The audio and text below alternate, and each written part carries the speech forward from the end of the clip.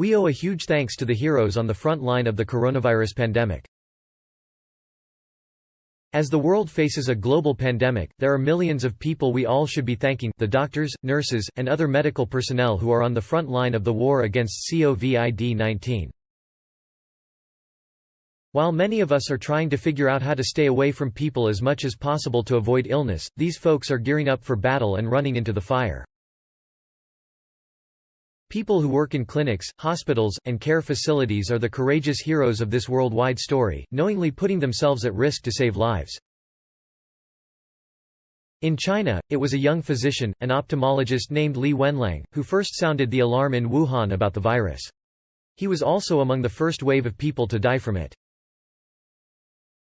Liu Jiming, a neurosurgeon who was the director of Wuhan's Wuchang Hospital and who led its coronavirus response, also succumbed to the virus. Doctors there have worked tirelessly to treat an outbreak of an illness that none of them had seen before, some dying of fatigue and exhaustion as well as the infection.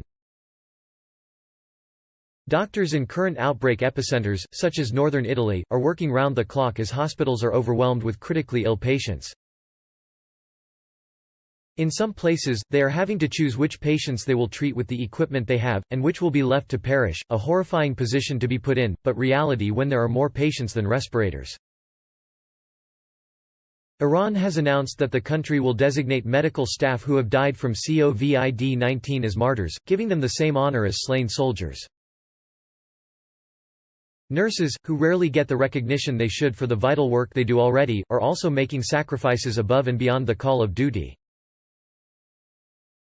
A nurse named Alessia Benari from Tuscany, Italy shared a selfie on Instagram that illustrated what doctors and nurses are going through in a country where more than 10,000 people have been diagnosed and more than 800 have died of the virus.